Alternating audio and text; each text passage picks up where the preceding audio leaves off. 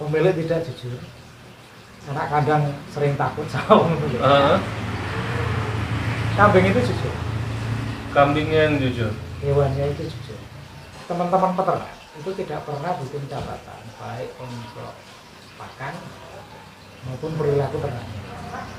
Padahal yang paling paham terhadap perubahan sekecil apapun itu adalah pemilik.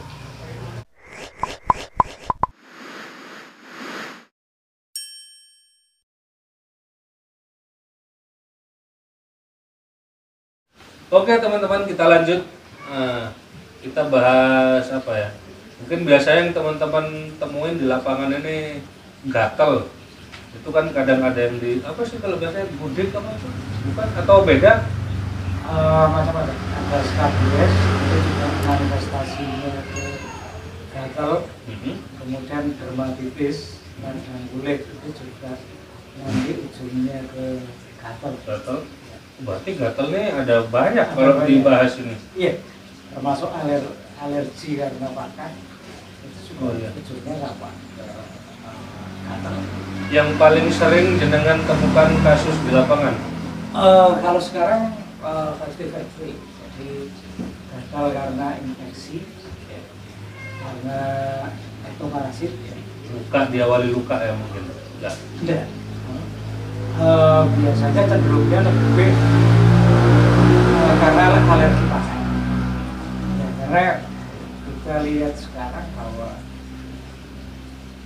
untuk terutama di kampung kontes dan tidak hanya kontes, yang breeding saja sekarang pola pemberian pakannya sudah jauh berbeda dengan cara-cara pemeliharaan kambing pada umumnya, terutama di asupan comboran. Iya, itu dengan pakan tambahan yang luar biasa banyak, termasuk variasi jenis dan volumenya.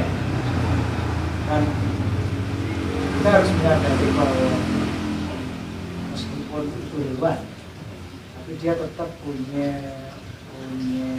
faktor alergi. Iya. Karena saya banyak menemukan kasus, terutama yang jantan, dia diberi pakan tambahan dengan kandungan protein yang relatif tinggi, terutama dari jenis biji-bijian. Itu biasanya dampaknya langsung ke kulit dan bulu. Jadi kulitnya langsung bentol-bentol, terus bernanah, pecah, kemudian bulunya rontok. Dan imbas berikutnya adalah rasa gatal yang dirasakan oleh kambingnya, kemudian dia menggosokkan badan dengan kandang, akhirnya bakal bulunya dan jadi alopecia, jadi gundul di beberapa lokasi. Itu yang sering banyak kita temukan sekarang, yang diawali karena faktor pakan. Overprotein. Kemudian yang kedua yang tradisional yang selama ini sering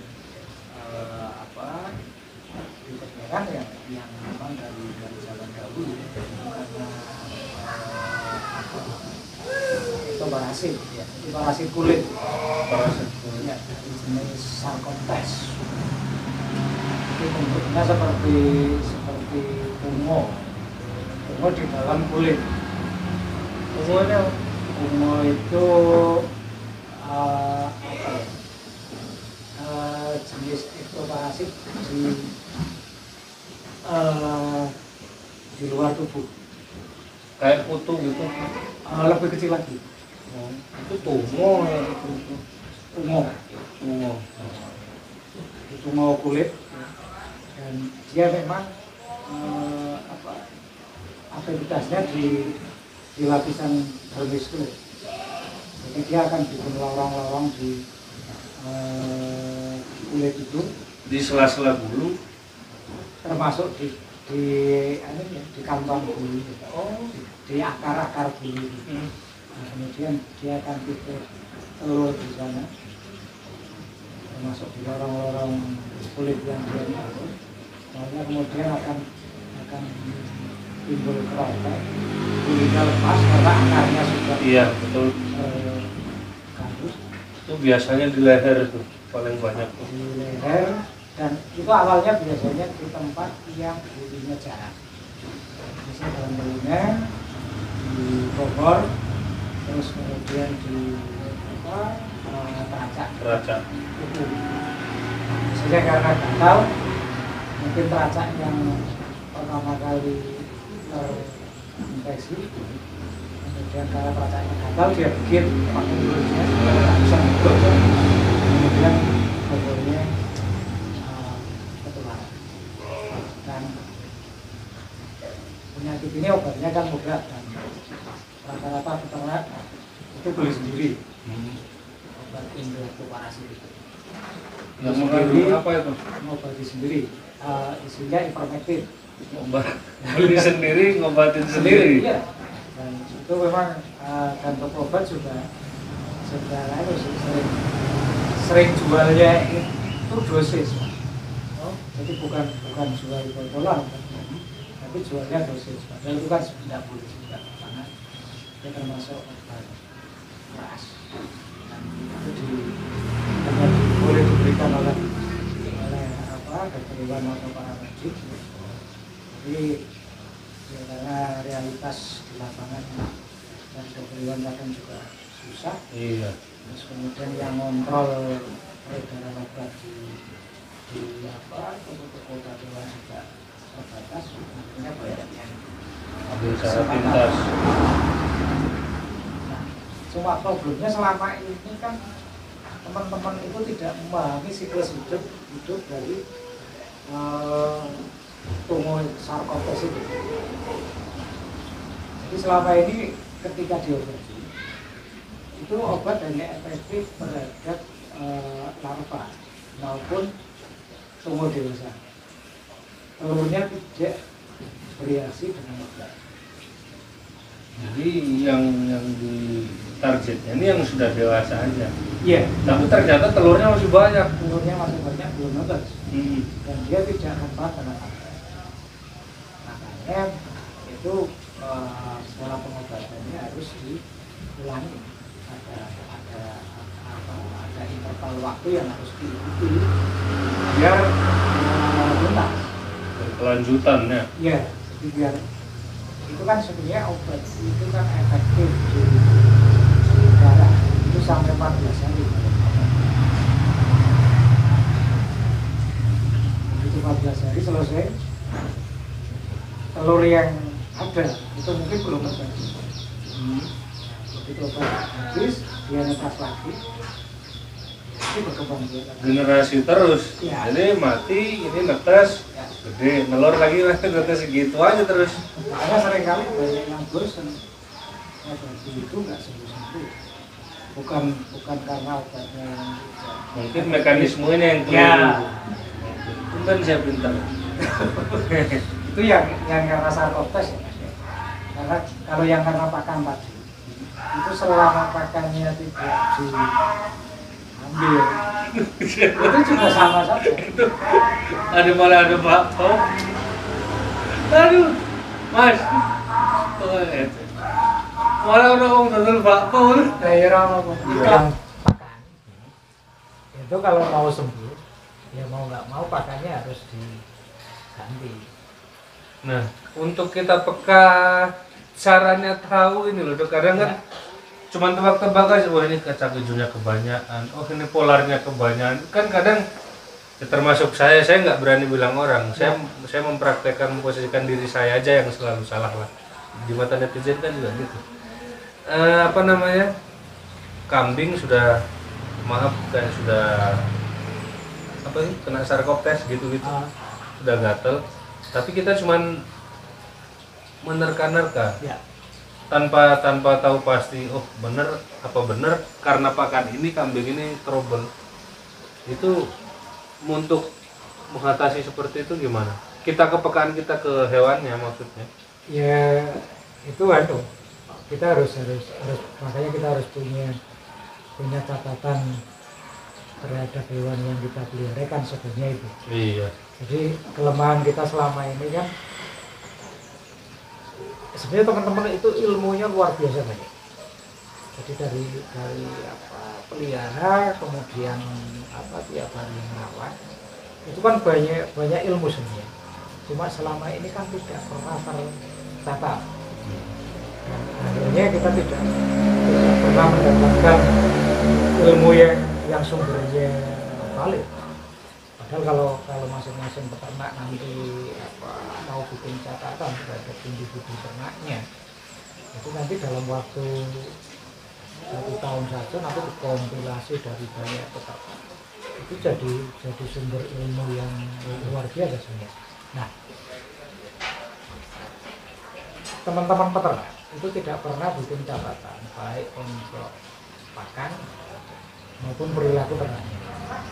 Padahal yang paling paham terhadap perubahan sekecil apapun itu adalah pemilik. Dia yang ngamati tiap hari. Jadi pola makannya seperti apa, terus aktivitas hariannya seperti apa, kemudian sampai ke suaranya pun itu nanti akan teridentifikasi kekhasan masing-masing. Nah, karena selama ini kita tidak pernah punya recording dari masing-masing, setiap muncul masalah kita bingung. Ini sebenarnya sumbernya dari mana? Sumbernya apa? Jadi saya praktek sudah 22 tahun. Itu ada satu peternak yang luar biasa. Itu baru satu saya menemukan. Selama 22 tahun. Jadi beliaunya itu punya recording masing-masing kambingnya Per ekor per buku. Dan itu dicatat betul. ada pengamatan, ada analisa di situ. Iya, termasuk obat apa saja yang pernah diberikan. Itu dokter yang obati ke situ itu wajib nulis diagnosanya apa, obat yang diberikan apa, tanggal berapa. Jadi kita kalau ngontrol ke farm tersebut itu enak sekali. Iya, terbantu sekali. Iya, kita dapat riwayat sudah ada datanya.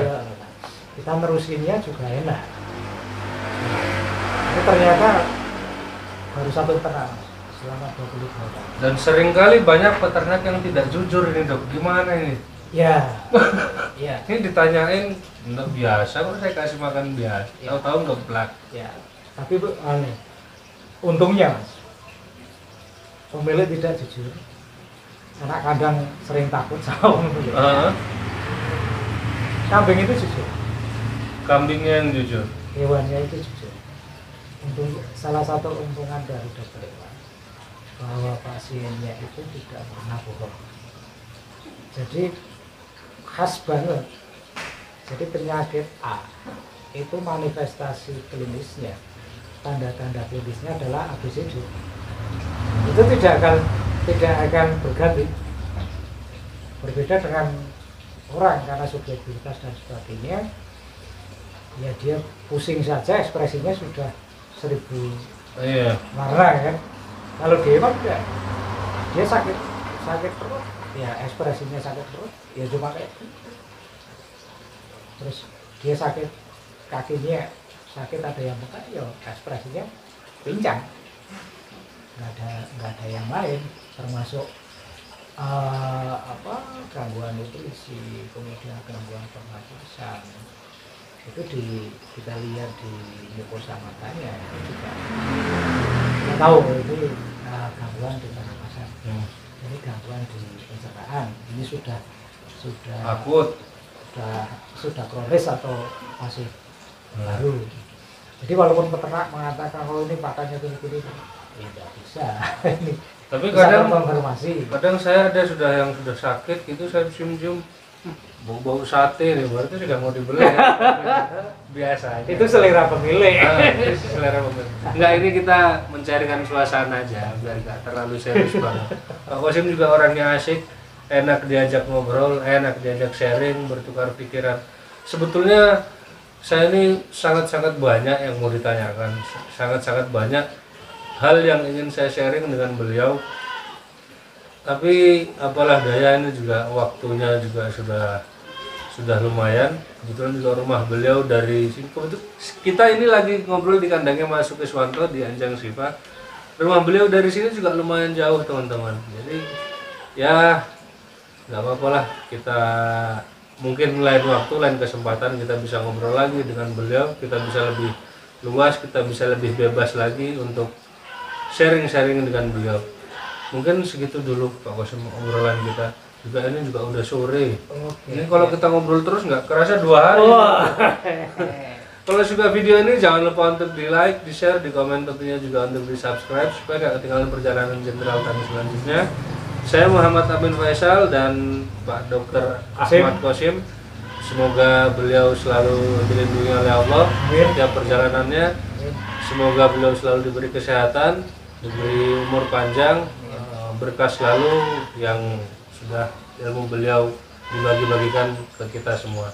Begitu saya pamit. Wassalamualaikum warahmatullahi wabarakatuh. Waalaikumsalam. Berapa menit segini?